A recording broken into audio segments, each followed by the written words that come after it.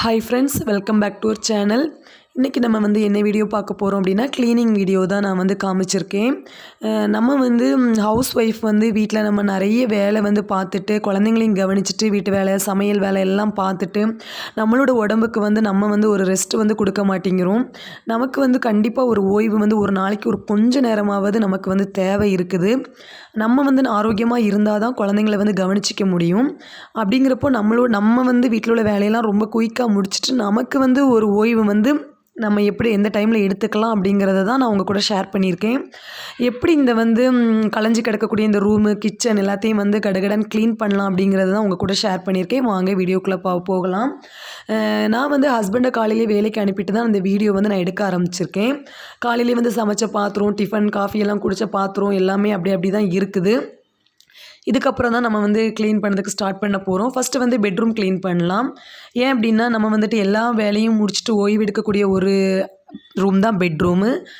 நம்மளோட எல்லாமே நம்ம அந்த ரூமில் தான் நம்ம ஷேர் பண்ணிப்போம். அப்படிங்கிறப்போ அந்த ரூம்லேருந்தே க்ளீன் பண்ணலாம் அப்படின்ட்டு நான் ஸ்டார்ட் பண்ணிட்டேன். ஃபஸ்ட்டு பார்த்தீங்க அப்படின்னா, மழை பெஞ்சதுனால வீட்டுக்குள்ளே காய போடுற துணி எல்லாத்தையுமே ஃபஸ்ட்டு எடுத்து மடித்து வச்சுட்டேன். அதுக்கப்புறமா பெட்ஷீட்டு, பெட் கவரு, குழந்தைங்களுக்கு மூடின பெட்ஷீட் எல்லாத்தையுமே எடுத்து மிஷினில் போட்டுட்டேன். ஆல்ரெடி ஒரு 2-3 நாளாகவே துவைக்கணும்னு நினச்சிட்டே இருந்தேன். ஒரே மழை, ஒரு வாரமாக மழை பெஞ்சிட்டே இருக்கிறதுனால எனக்கு துணியெல்லாம் சரியாக காயவே மாட்டேங்குது. அதனால் போட முடியலை. அதுக்கப்புறம் இன்றைக்கி கொஞ்சம் வெயில் அடிச்சுது. அதனால் ஃபஸ்ட்டு பெட்ஷீட்டெல்லாம் போட்டு எடுத்து முடிச்சுட்டு, அதுக்கப்புறம் நார்மல் துணியெல்லாம் இன்னொரு ஷிஃப்ட்டு போடணும். அதுக்கப்புறம் பார்த்தீங்கன்னா, ரூமில் பார்த்தீங்க அப்படின்னா, நம்ம கலைஞ்சி கிடக்கக்கூடிய பொருட்கள் எல்லாத்தையுமே எடுத்து அந்தந்த இடத்துல ஃபஸ்ட்டு நம்ம அரேஞ்ச் பண்ணி வச்சிடணும். அப்படி வச்சுட்டோம் அப்படின்னாலே நமக்கு க்ளீனிங் ஒர்க் ரொம்ப ஈஸியாக இருக்கும்.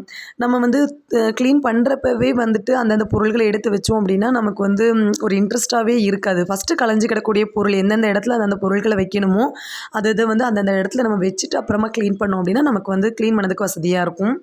என்னோடய பொண்ணோட இது கிளிப்பு, அதுக்கப்புறமா ரீத்து அதெல்லாமே அந்த செல்ஃபில் கலைஞ்சி இருந்துச்சு. அது எல்லாத்தையுமே எடுத்து நான் அரேஞ்ச் பண்ணி வச்சுட்டேன். அப்படி வைக்கும்போது அடுத்து நம்ம ஒரு கல்யாண வீட்டுக்கோ, சர்ச்சுக்கோ நம்ம ஓடி போய் அவளுக்கு ஒரு கிளிப்பு எது எடுக்கணுனாலும் நமக்கு ஈஸியாக இருக்கும். இல்லாட்டி நம்ம ரொம்ப தேடிட்டே இருக்கிற மாதிரி இருக்கும். அப்புறம் பார்த்திங்கன்னா, இன்னொரு ட்ரேயில் நான் மருந்து பாட்டில்லாம் வச்சுருக்கேன்.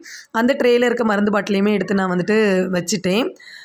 லாஸ்ட்டு அந்த குட்டி செல்ஃபை நான் நீட் பண்ணிட்டேன். பெருசாக அந்த இடத்துல வேறு எதுவும் இல்லை. ஸ்லைட் பாக்ஸும் அந்த மருந்து டப்பாவும் மட்டும்தான் இருந்துச்சு. அதை க்ளீன் பண்ணிட்டேன். அதுக்கப்புறம் இந்த பெட்ரூமை நான் பெருக்க ஆரம்பிச்சிட்டேன். பெருக்கிறது அப்படிங்கப்போ நம்ம கட்டிலுங்க அடியில் நல்லா நீட்டாக நம்ம தூக்கணும். நிறைய பேர் குனிஞ்சு கட்டிலுங்க அடியில் தூக்குறதுக்கு மடிச்சே தூக்காமல் போட்டுருவாங்க.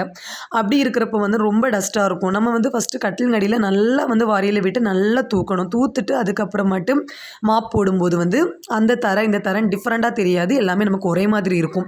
மோஸ்ட்லி என்ன பண்ணுங்க அப்படின்னா, கட்டிலுங்க அடியில் எந்த ஒரு பொருளுமே இல்லாதபடிக்கு பார்த்துக்கோங்க. சில வீடுகளில் கச்சா முச்சான கட்டிலுங்கடியில் அடைச்சி வச்சுருப்பாங்க. அதெல்லாம் சுத்தமாக நல்லாவே இருக்காது. அப்புறம் பார்த்தீங்க அப்படின்னா, நம்ம பெட்ஷீட்டெல்லாம் துவைச்சி வரது வரைக்கும் தற்சமயத்துக்கு இந்த பெட்ஷீட்டை தூக்கி போட்டிருக்கேன். நான் தூத்து முடிச்சதுக்கப்புறம் பார்த்தீங்க அப்படின்னா, என்னோடய பெட்ரூம் இந்த மாதிரி ஆயிடுச்சு. பார்க்கவே சூப்பராக இருந்துச்சு. இனி மத்தியானம் குழந்தைங்க கொஞ்சம் தூங்குவாங்க. அதனால் பெட்ஷீட்டெல்லாம் விரித்து போட்டுட்டேன்.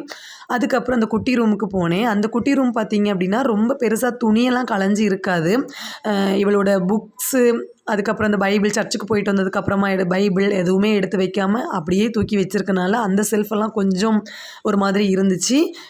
அதையுமே ஓரளவு தான் நான் அடுக்கி வச்சுருக்கேன். ஏன் அப்படின்னு பார்த்தீங்கன்னா, இது எல்லாத்தையுமே இழுத்து போட்டு நம்ம பண்ணிகிட்டு இருந்தோம் அப்படின்னா, கண்டிப்பாக நம்மளால் ஃபுல்லாக ஒர்க் பண்ணிட முடியாது. கொஞ்சம் கொஞ்சமாக தான் எடுத்து பண்ண முடியும். இந்த ரூமில் நாங்கள் கட்டில் ஏன் சரிச்சு போட்டிருக்கோன்னு பார்த்தீங்க அப்படின்னா, பிள்ளைங்களுக்கு இப்போ லீவு, வெளியில் வேறு நல்லா மழை பெய்யுது. அதிலெல்லாம் கால் நனைச்சிட்டு இந்த பெட்லெலாம் ஏறி குதிச்சுட்டே இருக்காங்க.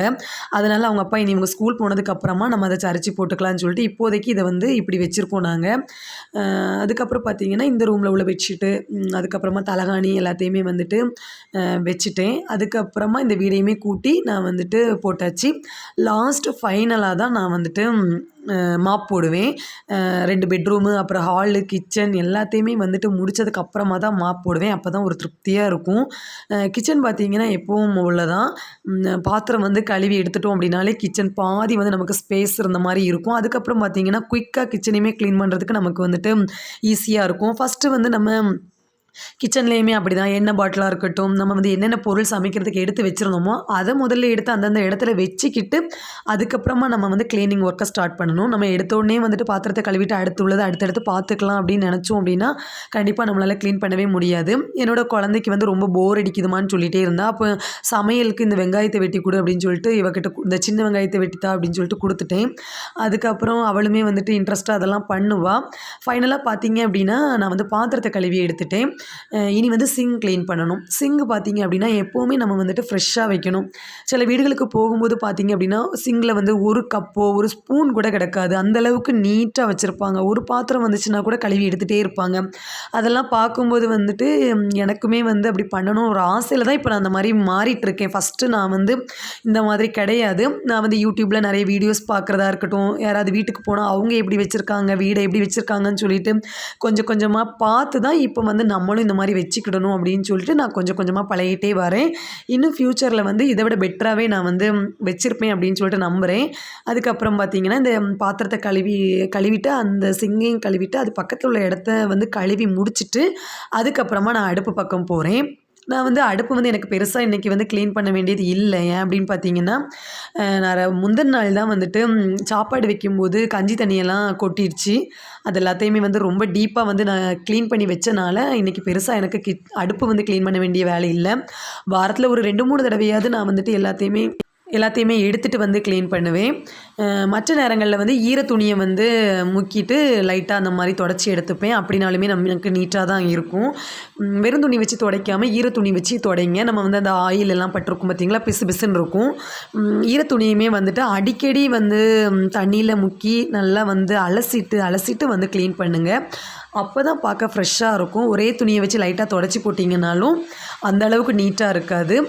அதுக்கப்புறம் கிச்சனுக்கு மேலே ஒரு திண்டு இருக்கு இல்லையா? அது வந்து எனக்கு ரொம்பவே யூஸ்ஃபுல்லாக இருக்குது. நம்ம எந்த சாதனத்தனாலும் அதில் வச்சுக்கலாம். நம்ம கவுண்டர் டாப்லேயே வைக்கும்போது எனக்கு கொஞ்சம் இடம் அடைச்ச மாரி இருக்குது. ஆனா இப்போ எனக்கு அப்படி இல்ல. ரொம்பவே ஃப்ரீயா இருக்கிற மாரி இருக்குது. இந்த மாரி திண்டு இருந்துச்சு அப்படின்னா, நீங்களுமே அதில் வந்துட்டு வச்சுக்கலாம். இப்போ பாருங்க என்னோட கிச்சன் வந்து நான் எல்லாத்தையுமே கிளீன் பண்ணதுக்கப்புறமா இந்த மாரி தான் இருந்துச்சு. லாஸ்ட்டு வந்து மசாலா டப்பா இதையுமே நான் வந்து ரொம்ப நீட்டாக அரேஞ்ச் பண்ணலை. ஏன்னு பார்த்தீங்கன்னா, இதெல்லாம் இழுத்து போட்டு பண்ணாலுமே நமக்கு வந்து ஒரே நாளில் எல்லாமே கண்டிப்பாக பண்ணவே முடியாது. நான் காலையில் யூஸ் பண்ணும்போது எடுத்தது எல்லாத்தையுமே ஓரளவுக்கு நான் அரேஞ்ச் பண்ணி வச்சுருக்கேன், அவ்வளோதான். மற்றபடி ஒரு மாதத்துல ஒரு வாட்டியாவது நான் எடுத்து அந்த மாதிரி க்ளீன் பண்ணி வச்சுருவேன். எல்லாத்தையும் வச்சதுக்கப்புறம் பார்த்தீங்க அப்படின்னா, கிச்சன் வந்து பரவாயில்லாம தான் இருக்குது. என்னால் முடிஞ்ச அளவுக்கு இந்த 2 குழந்தைங்களையும் வச்சுட்டு இந்த அளவுக்கு கிச்சன் வீட்டு வேலையெல்லாம் பார்க்குறது வந்து கொஞ்சம் பெரிய விஷயமா தான் இருக்குது. அப்புறமா வாஷிங் மிஷினில் துணியெல்லாம் வந்துட்டு துவைச்சி வந்துட்டு அதையுமே மேலே மாடியில் கொண்டு காய போட்டுட்டேன். மேலே வந்துட்டு பார்க்கும்போது நிறைய கருவேப்பிலை எங்கள் வீட்டில் தான். கீழே வந்து இலையே இல்லை. மேலே பார்த்தீங்கன்னா நிறைய இலை வந்து தெளுத்து நிற்கிது. நான் வந்து மேலே இந்த இலையை பார்த்து ரொம்ப நாள் ஆயிடுச்சு. நான் கருவேப்பிலையே நம்ம வீட்டில் இல்லை அப்படி தான் நான் நினச்சிட்டு இருந்தேன். பக்கத்து வீட்டில் அந்த மாதிரி தான் போய் கருவேப்பிலையெல்லாம் வாங்கிட்டு வர்றது. இப்போ பார்த்தீங்க அப்படின்னா எனக்கு தேவைக்கு நான் பறிச்சிக்கலாம். அந்த அளவுக்கு எனக்கு கருவேப்பிலை மேலே நிற்கிது எங்கள் வீட்டில். அப்புறம் பார்த்தீங்கன்னா ஹால் வந்து சோஃபா வந்து ஃபஸ்ட்டு நல்லா டஸ்ட்டெல்லாம் வந்து தட்டி எடுத்துட்டு ஹாலை வந்து கூட்ட ஆரம்பிச்சிட்டேன். ஹாலையுமே அப்படி தான் ஃபுல்லாக கூட்டிட்டு அதுக்கப்புறமாட்டு நம்ம வந்து மாப் போட்டோம் அப்படின்னா ரொம்ப சூப்பராக வந்து க்ளீன் ஆயிரும். இந்த சோஃபாவில் வந்துட்டு இது வந்து நம்ம சோஃபாக்கு அடியிலலாம் போட்டு நம்ம வந்து நல்லா கூட்டணும். அப்போ தான் வந்து அடியில் இருக்கக்கூடிய தூசி எல்லாமே வந்து நமக்கு ஒழுங்காக வரும். மாதத்தில் ஒரு வாட்டியாவது நம்ம வந்து சோஃபாவெல்லாம் நீக்கிட்டு அங்கே வந்து நம்ம நல்லா க்ளீனாக வந்து தூத்து மாப்பெல்லாம் போடணும். நம்ம டெய்லியுமே அதை நவுட்டி பண்ண முடியாது. அதனால நம்ம உள்ளாடி வந்து வாரியில் விட்டு நம்ம தூத்து எடுத்துட்டாலே நமக்கு டஸ்ட்டெல்லாம் ஓரளவு வந்துடும். அப்புறம் பார்த்தீங்க அப்படின்னா நம்ம மாப் போட ஆரம்பிச்சாச்சு. கட்டிலுங்க அடியிலையுமே வந்துட்டு நம்ம வந்து மாப் போடணும். நிறைய பேர் வந்து மடிச்சே போட மாட்டாங்க. நம்ம போட்டு எடுக்கும்போது தான் எல்லா ரூமும் நமக்கு ஒரே மாதிரி நீட்டாக வந்து கிடைக்கும். ஃபைனலாக பார்த்தீங்கன்னா நான் வந்துட்டு எல்லாமே க்ளீனாக வந்து தொடச்சி முடிச்சுட்டு நம்ம மேட்டெல்லாம் வந்து அந்தந்த இடத்துல அரேஞ்ச் பண்ண ஆரம்பிச்சிட்டேன். ஃபைனலாக பார்த்தீங்க அப்படின்னா பீரோ கண்ணாடி குழந்தைங்க வந்து நான் போய் கண்ணாடி பார்க்க போகிறேன்னு சொல்லிட்டு ஃபுல்லாக வந்துட்டு அழுக்காக்கி வச்சுருக்காங்க. அதை வந்து நான் க்ளீன் பண்ணி எடுத்துட்டேன். லாஸ்ட்டு பார்த்தீங்கன்னா, என்னோட பெட்ரூமு, அப்புறம் குட்டி பெட்ரூமு, அதுக்கப்புறம் கிச்சன், ஹாலு எல்லாமே வந்து நான் ஃபோட்டோவா ஆட் பண்ணியிருக்கேன். பாருங்க, லாஸ்ட் உள்ளது வந்து என்னால வீடியோவும் எடுக்க கரெக்ட்டா முடியல. நான் வந்து ஸ்டாண்ட் இல்லாம கையிலே வச்சு எடுக்கிறனால கொஞ்சம் கஷ்டமா தான் இருக்குது. லாஸ்ட்டு ஃபோட்டோவா தான் நான் ஆட் பண்ணியிருக்கேன். பாருங்க, எவ்வளோ நீட்டா இருக்கு அப்படின்ட்டு. நீங்களுமே வந்து இந்த மாரி சுத்தமா வச்சுட்டு, அதுக்கப்புறமா உங்களுக்கு வந்து கொஞ்சம் ரெஸ்ட் எடுக்கணும்னா, நம்ம வந்து கொஞ்சம் தூங்கணுமா, தூங்கிக்கலாம். பிள்ளைங்க கூட ஸ்பெண்ட் பண்ணிக்கலாம். கொஞ்ச நேரம் ப்ரேயர் பண்ணிக்கலாம். எது வேணாலுமே நம்ம வந்து அந்த டைம வந்து யூஸ் பண்ணிக்கலாம். இந்த வீடியோ பிடிச்சதுனா லைக் பண்ணுங்க, ஷேர் பண்ணுங்க, கமெண்ட் பண்ணுங்க ஃப்ரெண்ட்ஸ். பாய்.